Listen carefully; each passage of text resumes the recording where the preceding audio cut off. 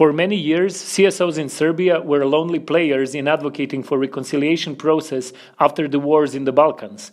Even though it brought us a negative image, the work paid off.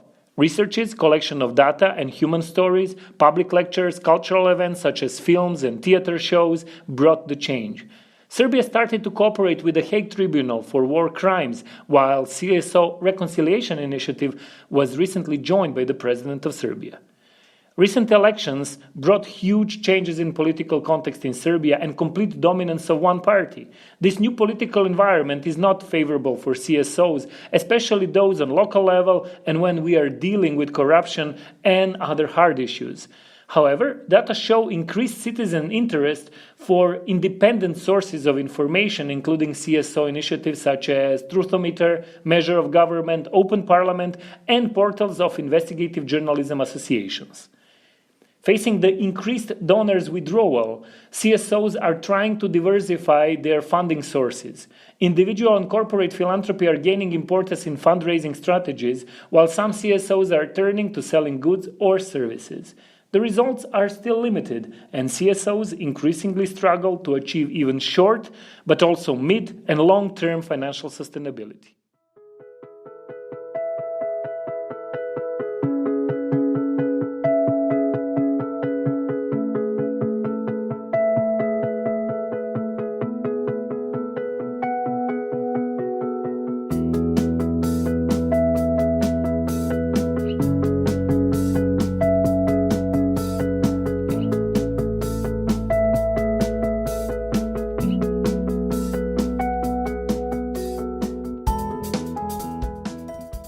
Prominent strategies used by CSOs for the promotion of peace in Pakistan are: 1. There is an increased emphasis on peace and conflict education and research. 2. Peace initiatives which focus on targeted demographic groups, particularly women and the youth. And 3rd, the promotion of peace through art and culture. CSOs in Pakistan do face an uphill battle when it comes to fighting for increased political space. Strategies they've employed to make their presence felt are building alliances and networks amongst organizations working on similar issues to work towards broader, more policy-oriented goals, and developing capital and linkages with international organizations to gain credibility and access to more resources.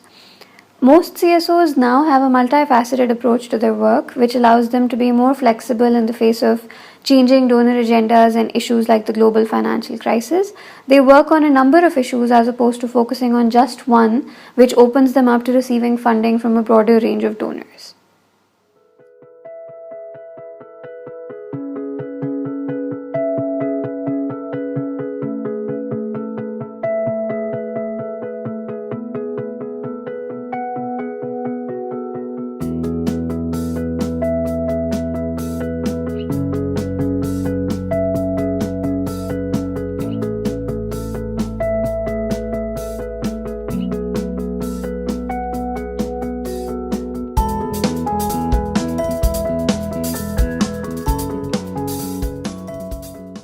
Since early 2011, many local and regional CSOs have been intensifying their effort in supporting and creating spaces and opportunities for expression, awareness and capacity development, creating and joining networks for learning and advocacy, joining government efforts to influence policy reform processes. Such areas of work, despite challenges and constant setbacks at various levels, are clearly showing constant improvements in countries like Tunisia, Egypt, Yemen, Morocco, Lebanon, and even others. Other innovative efforts of CSOs and young activists are focused on the utilization of the social media and various forms of the arts for emphasizing and advocating for a culture of tolerance, acceptance, and reconciliation, as well as for ensuring and encouraging communities, institutions, political parties, and others' engagement in various relevant processes. Civil society activists and organizations around the region continued and at times accelerated their effort to be visible in public spaces, virtually and on the ground, through campaigns, peaceful demonstrations, and press conferences, all linked to actions and policies attempting to reduce and even oppress rights and freedom. Others, such as recently in Egypt, opted to move their offices outside of the country in order to maintain their work and existence. There's a new generation of community, private sector, and individual philanthropy which has been increasing around the region. but of course would require time and lots of work until they are systematic and strategic. On the other hand, few CSOs, representatives, and philanthropy practitioners are starting to publicly voice out their concern, and in some cases even rejection, of grant makers' strategies and agendas, while also calling upon them to consider social justice lens as the base for partnership with local and regional implementers.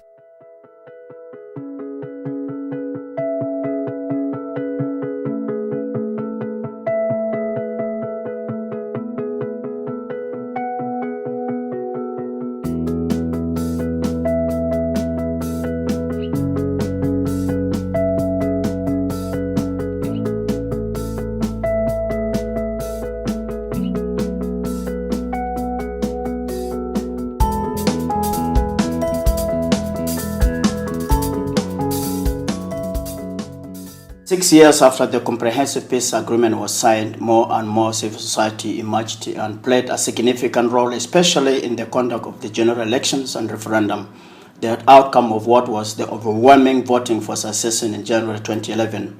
The other important stride the civil society organizations have made was the struggle for inclusivity and accreditation by the regional organization called IGAD in the current peace talks in Addis Ababa.